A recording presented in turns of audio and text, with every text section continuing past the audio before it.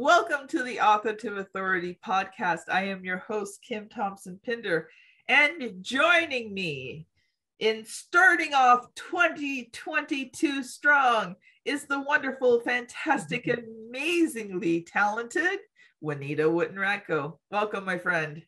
Thanks, Kim. Glad to be here. New year, new us.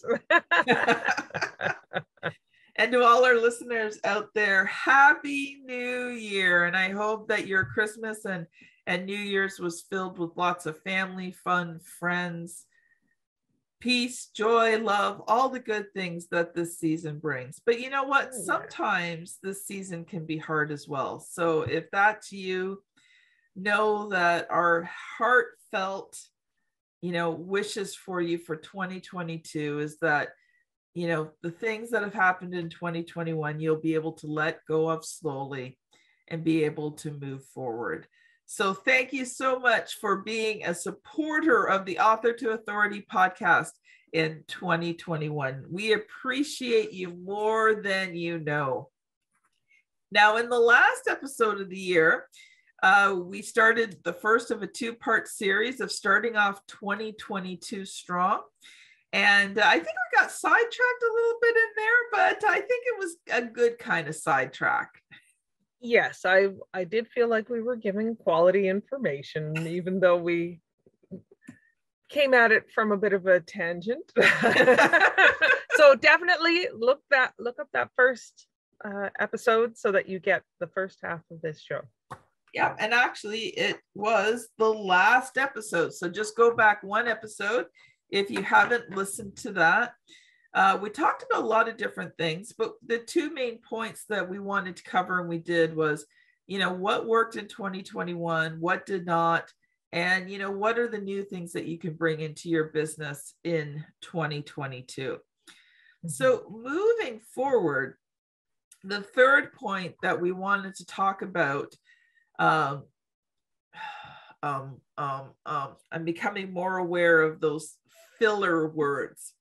So if you want to know what filler words are, Juanita and I had an episode back in 2021 where we talked about 10 speaking faux pas. Oh boy. That was fun. We had a lot of fun with that.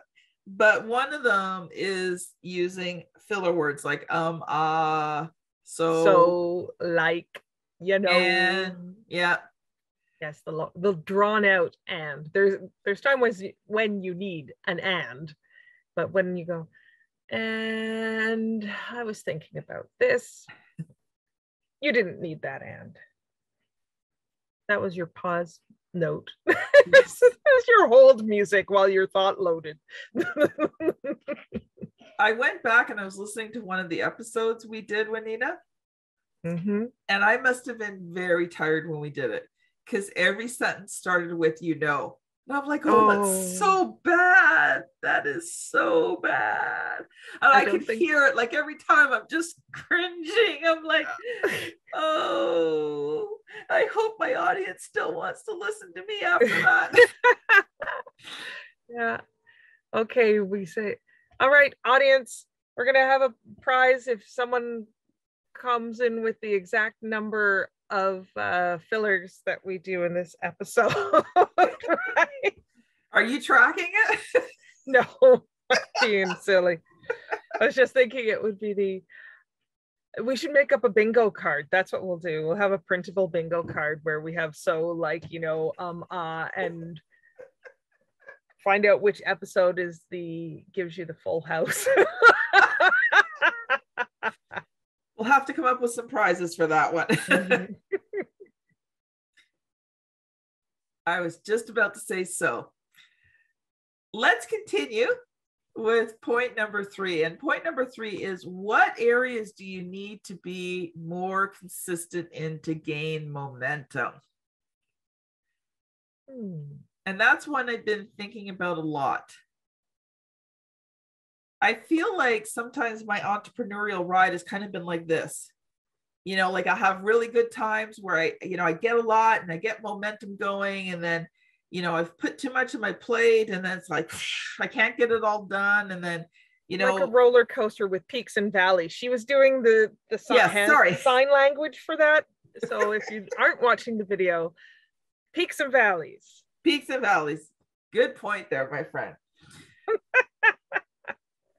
But it does. It feels like a roller coaster ride, because you get into momentum, you get stuff done, and then you start adding things onto your plate. And there really isn't the ability to coast for as long as we think. Yes. Is part of it. You need to be regaining momentum for that next hill. Mm-hmm. And I found the thing that always seems to suffer is sales. Right. I put everything else on my plate but that. Now, I'm not saying that we aren't doing well as a company. We are. But if there's an area that I tend to drop, that's it. And I've come to recognize that and have been working on, that's one of my big areas for 2022 is that consistency. We had John Cronemeyer. He's one of our clients. Mm-hmm. He was on in 2021 or 2020. Can't remember. 2021, I thought, think, but yeah. Carrying on. Yeah. And he was on the podcast. And one of the things he talked about was the 90-day sales cycle. So what you do now to generate leads and nurture them, you tend to see the results of 90 days later. So if you're consistently, out there generating leads, about 3 months from now, you're going to see a real boost in sales. But the opposite is true. If you drop off about 3 months from now, you'll start to see a big drop off in your sales as well. Oh, that's not a comforting thing to hear, is it, friends? No. But that gives you an idea of what direction to go. Like, as I was listening to you, there's one for my bingo, like the idea of consistency and giving myself one area to work on and see what the results are in 90 days is helpful, because then I can apply it, put it in my calendar. Again, this is a way of measuring, and that is what's going to end up giving you results. And if you don't measure, you're not going to know what it was that gave you those results. I mean, you'll have an idea of some of the things.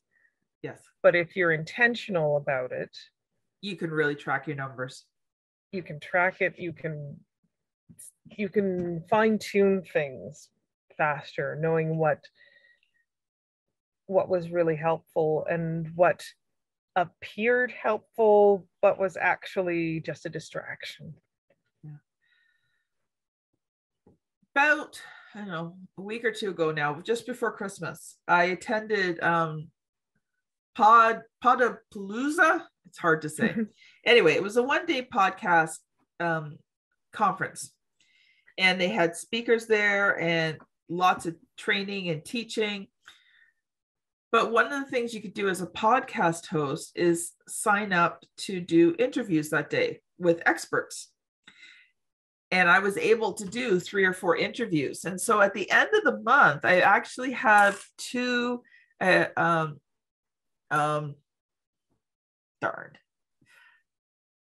And no, I'm not paying you money for this.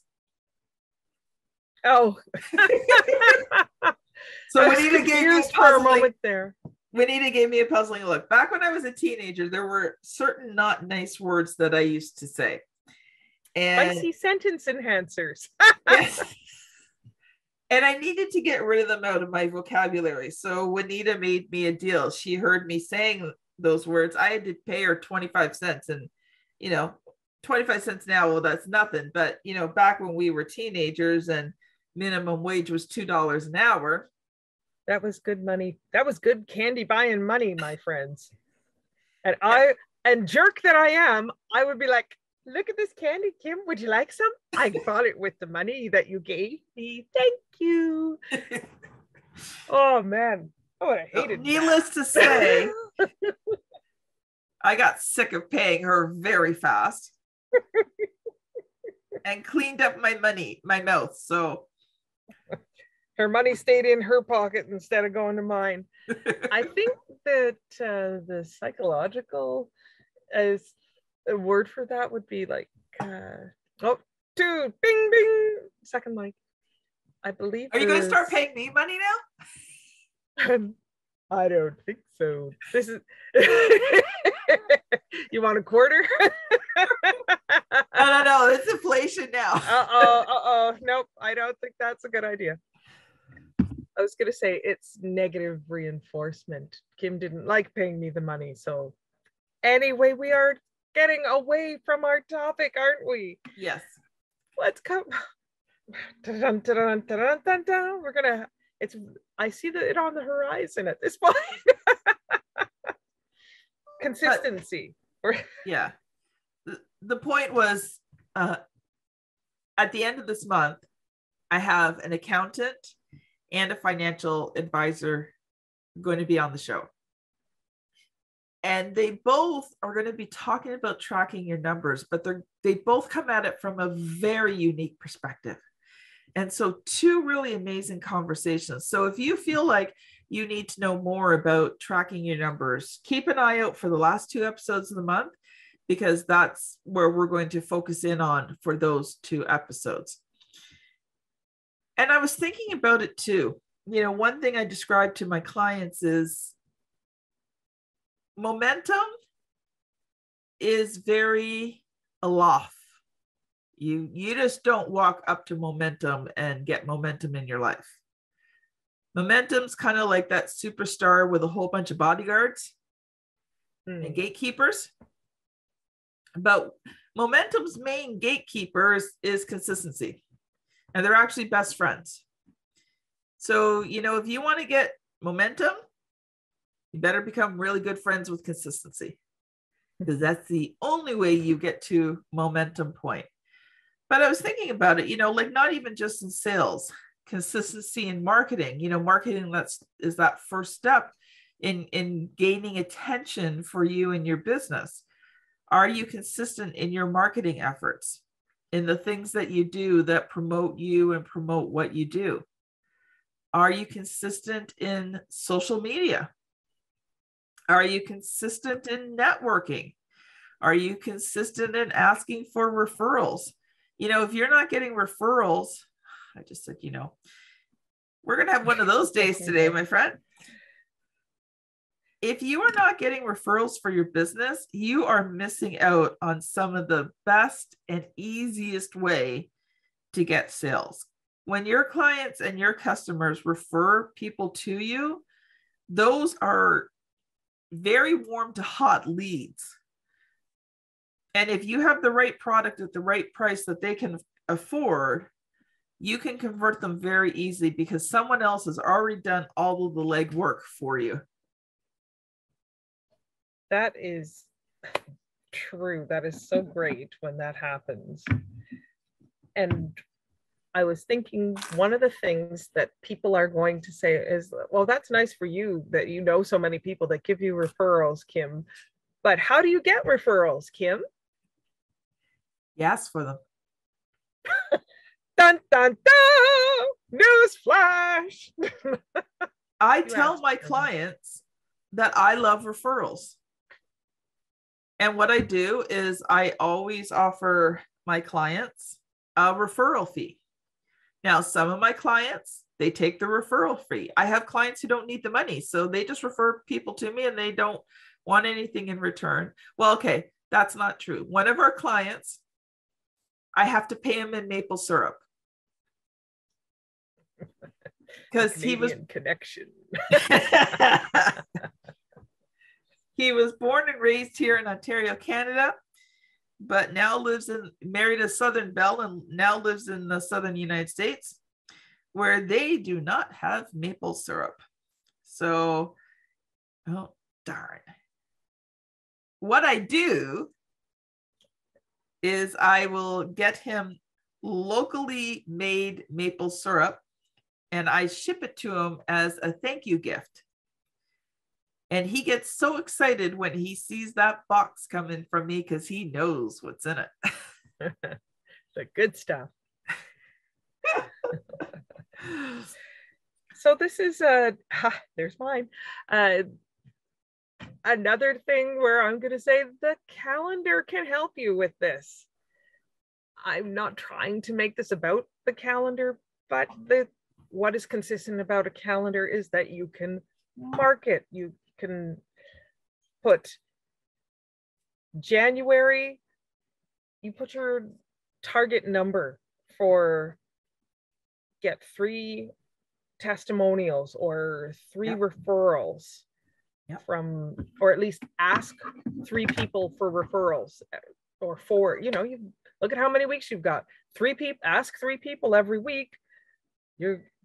That's 12, 15 people that you could be in touch with over the month of January. And getting that in their minds, maybe they won't have a referral for you this month, but maybe by 90 days, they might have someone.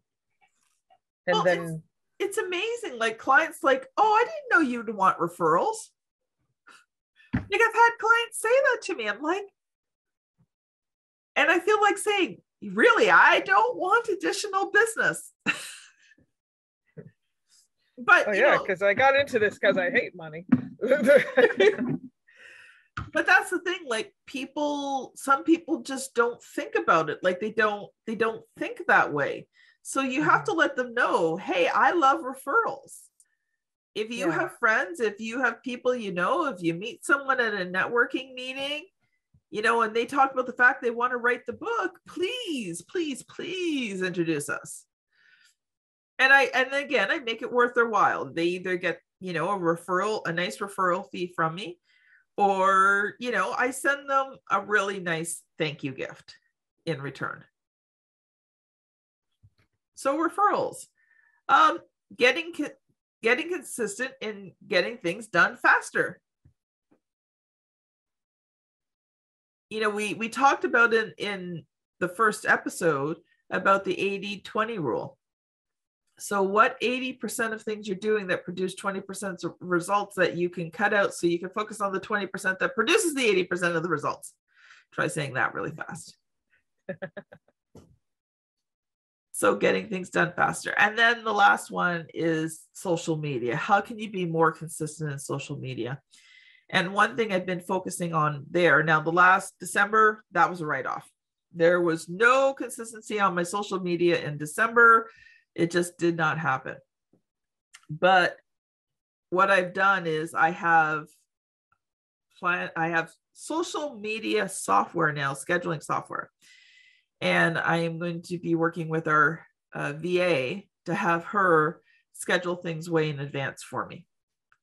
Just go through. So there's different types of content on the social media.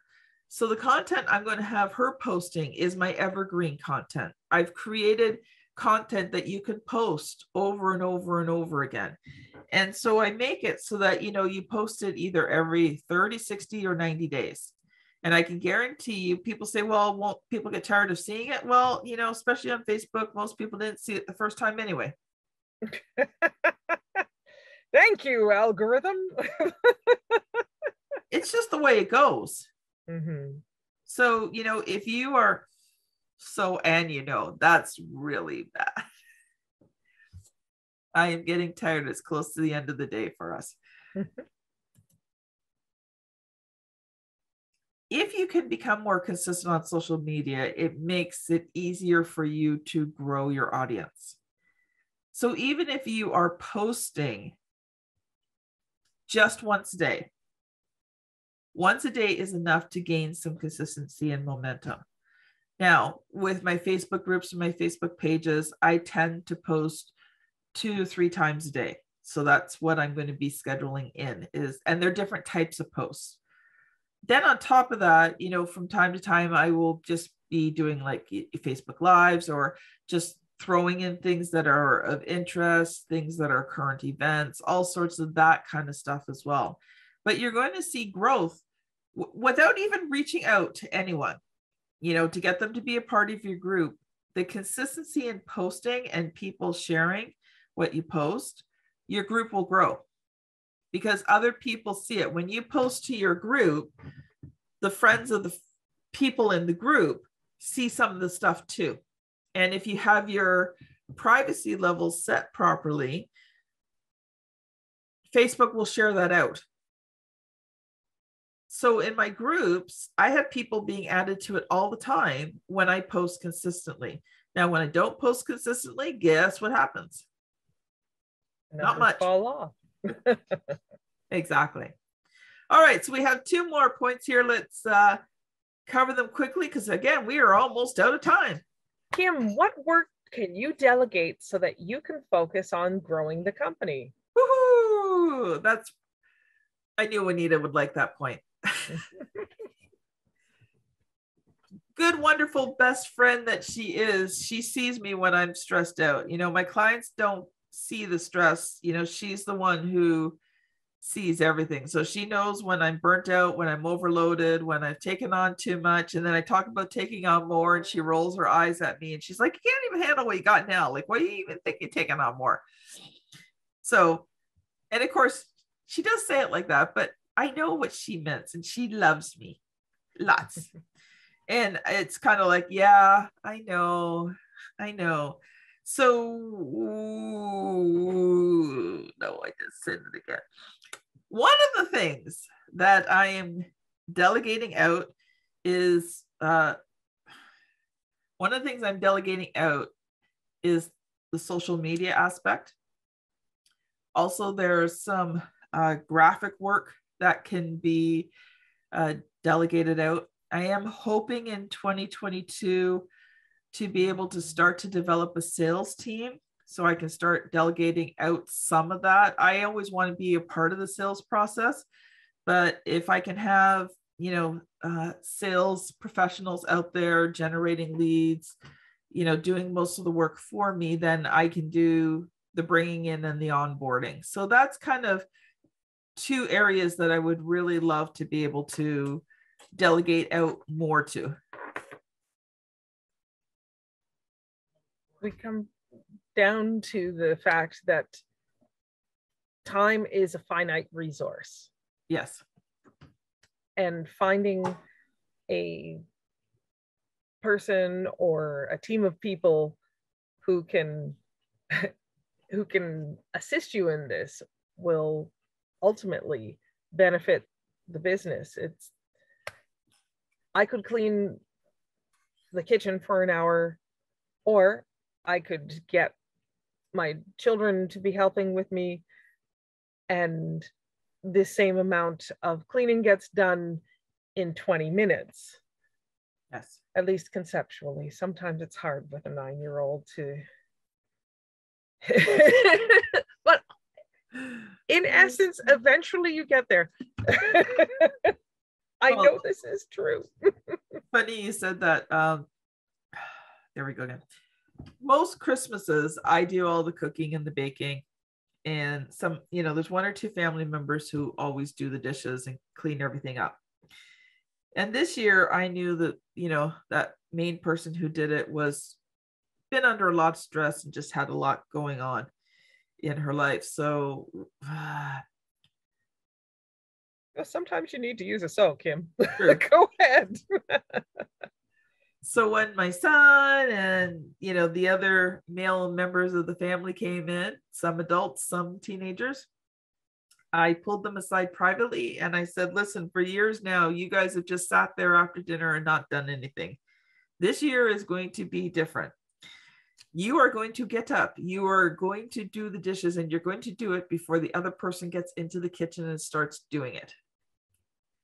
And so 3 or 4 of the male family members, we got to a point in the meal and I kind of stared at them. The eyes of flame that that only a mother can really And communicate. my son's looking at me going, no, not now. And I'm just like, he's like, he got up. And the other ones followed him into the kitchen. And guess what? They continued their conversation in the kitchen while they were cleaning up. They had a good time and a lot less stress on myself and the other family member who just really needed a break. So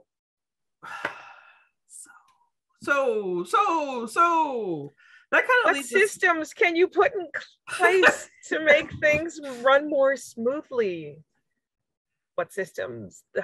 One system that I have learned about, I'm just giving Kim a little break here so she can get her so's out of her system. But the system I want to tell you about is batching tasks and batching planning, because planning is something that you can actually batch ahead. One of the things I do with scheduling, I am responsible for scheduling members of our music team.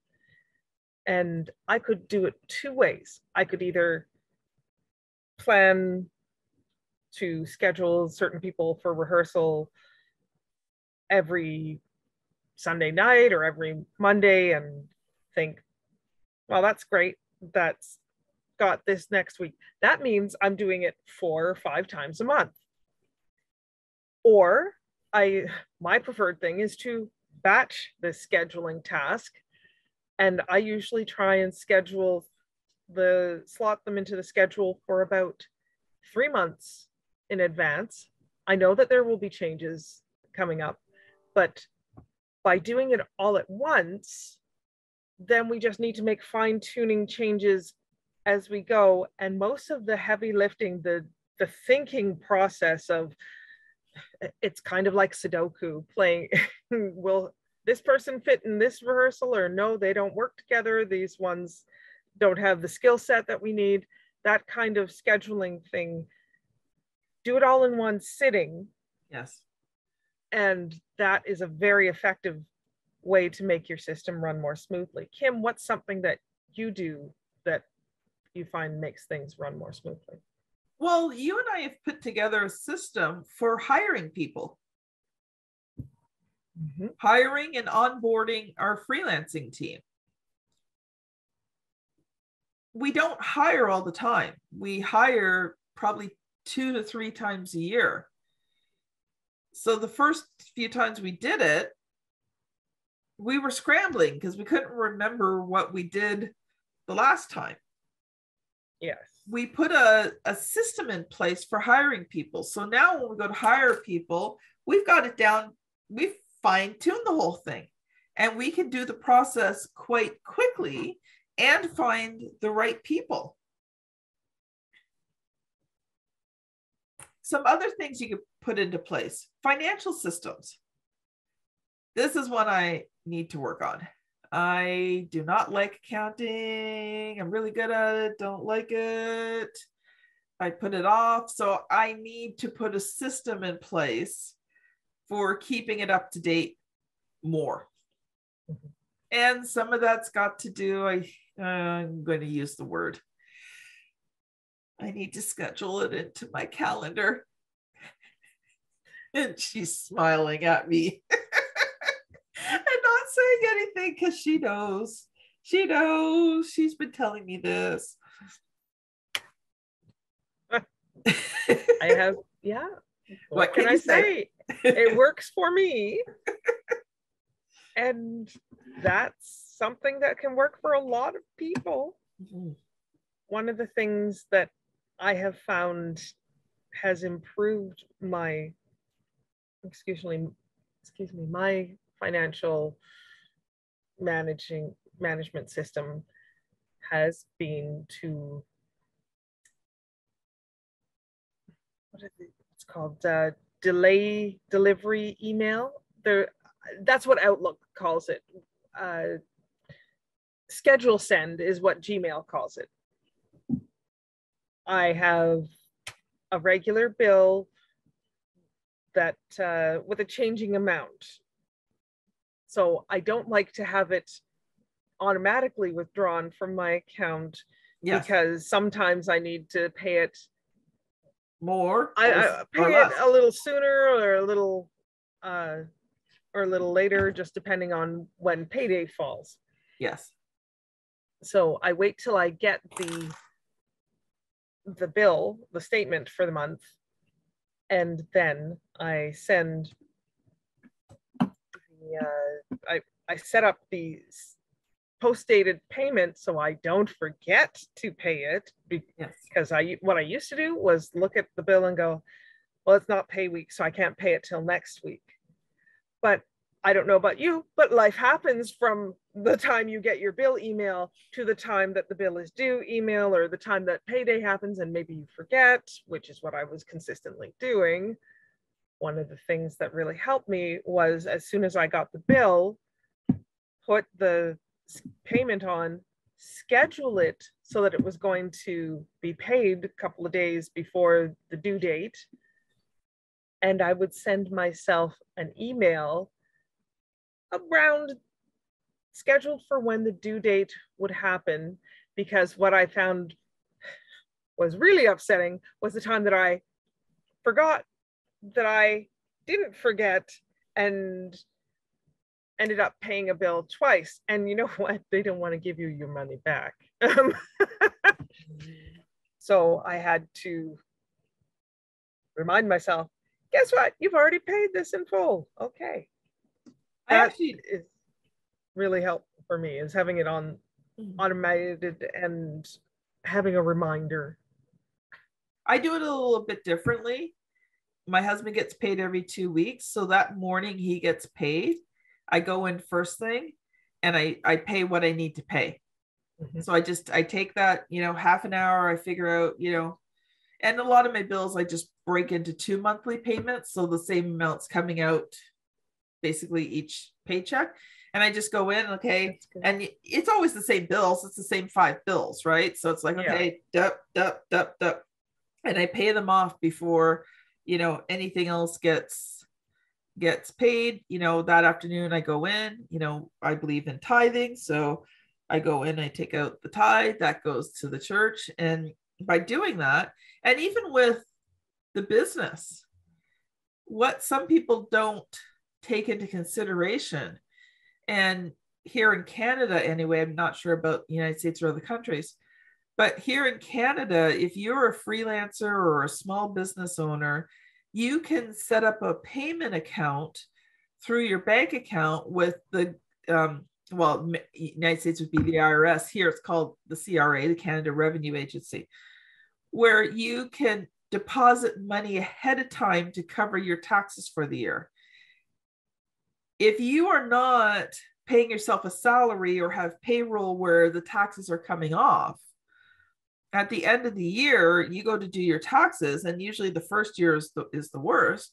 All of a sudden, come February, when it's tax season, you now could potentially be owing thousands of dollars because you didn't pay any taxes, and people don't think about that. So I take a percentage of what comes in, and I just forward it to the CRA.